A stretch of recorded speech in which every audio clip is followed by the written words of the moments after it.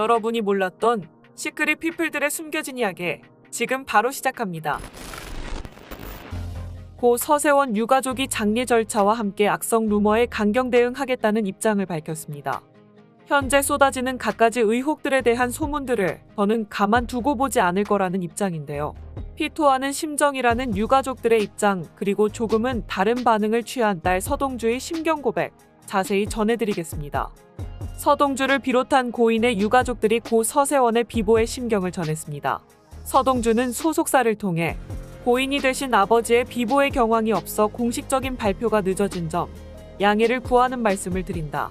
슬픔을 이루어 말할 수 없지만 가족들과 상의한 끝에 28일 오후 캄보디아 현지에서 아버지를 화장하기로 결정하였다. 그동안 저희 가족에게 따뜻한 위로를 전해주시고 걱정해주신 분들께 다시 한번 감사드리며 앞으로 제 남은 삶을 더 의미있게 살 수 있도록 노력하겠다. 라고 전했습니다.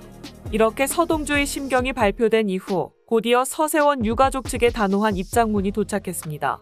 서동주의 입장과는 다소 차이가 있어 보였는데요. 유가족 측이 전한 입장문의 내용은 이랬습니다.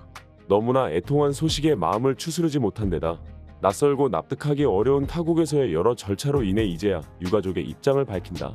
28일 고 서세원 유가족은 4월 24일 캄보디아 현지 경찰로부터 고 서세원이 당뇨병으로 인한 심정지로 사망하였다는 검안 결과가 기재된 사망 증명서를 교부받았다. 그러나 여러 가지 정황상 사망 사유를 쉽게 납득할 수 없었다. 이에 정확한 사인 규명을 위해 한국 대사관을 통해 캄보디아 경찰 측에 당시 현장에서 수거해 간 링거 등에 대한 성분 분석, 사건을 수사한 캄보디아 경찰 담당자 및 책임자와 면담 요청, 사건 현장에서 발견된 물품 반환, 수거 물품 리스트를 요청했다. 그러나 캄보디아 경찰 측은 한국 대사관을 통해 언제든지 수거 물품에 대하여 인계하겠다고 했으면서도 요청할 때마다 매번 다른 이유를 들며 차일피일 미루었다. 라고 그동안의 상황을 설명했습니다. 그리곤 화장하지 않겠다는 유가족의 강경한 의지를 꺾게 된 가슴 아픈 상황에 대해서도 설명했는데요.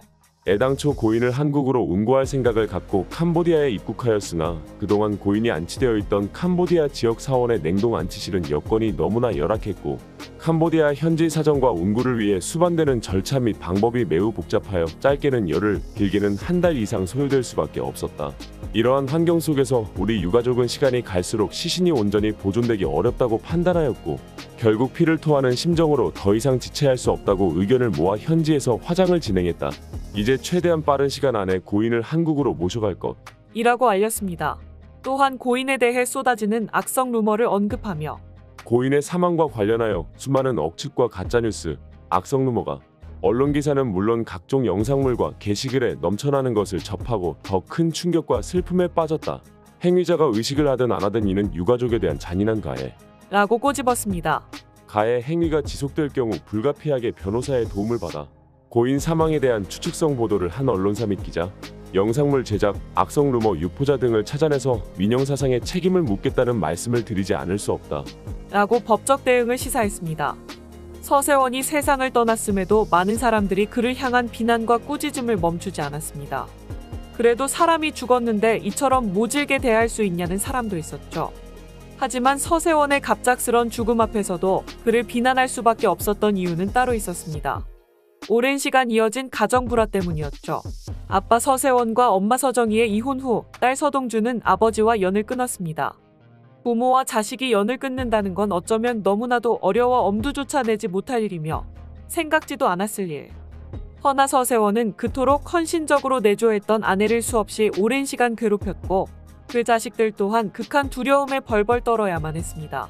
그리고 아버지에게 피해를 당한 엄마를 지지하자 엄마 편을 들었다며 딸 서동주에게 정말 해서는 안 될 엄청난 말들을 퍼부었죠. 그런 이유로 서동주는 아빠와 연을 끊었습니다. 하지만 정말 서동주가 아빠 서세원과 연을 끊은 건 그 이유 때문만은 아니었습니다. 사실은 숨겨진 비화가 많았죠. 서동주는 아빠 서세원은 어린 시절부터 가정 내 괴롭힘을 일삼았고 나의 명의로 사기 대출을 시도했으며 엄마를 때린 후 이를 쌍방과실로 꾸미기 위해 스스로 몸에 상처를 내기도 했고 또 나에게 몹쓸 말들을 했다. 이 과정에서 트라우마와 불면증에 시달렸다라고 털어놨습니다.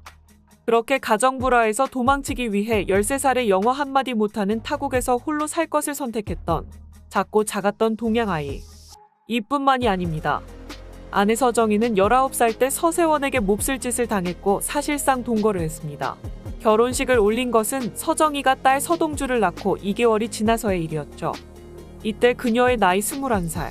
서정희는 서세원에 대한 4차 공판에서 증인으로 출석해 충격적인 진술을 했습니다. 그동안 불행했던 결혼 생활을 폭로하며 눈물을 쏟아냈죠. 서정희는 판사님, 제가 남편이 바람 한 번 폈다고, 한 번 때렸다고 여기까지 온 줄 아십니까? 32년간 당한 것은 그보다 훨씬 많다. 그런데 이 자리까지 오게 된 것은 당시 생명의 위협을 느꼈기 때문. 19살 때 남편을 처음 만나 몹쓸 짓을 당하고 32년간 거의 포로 생활을 했다. 남편이 무서워서 감히 이혼을 요구할 용기가 나지 않아 참고 살았다. 라고 읍소했습니다. 서정희는 사건 당일 남편이 약속 장소인 건물의 지하 라운지 안쪽 요가실로 끌고 들어가 바닥에 밀어 눕혔다. 이러다 죽는구나 싶었다. 살아야겠다는 생각에 두 손을 올리고 빌었다. 그러자 남편이 집에 가서 얘기하자고 해서 밖으로 나왔는데 내가 주변에 도움을 요청하려 하자 남편이 다시 나를 넘어뜨렸고 엘리베이터 안으로 끌고 갔다. 라고 당시 상황을 회상했습니다.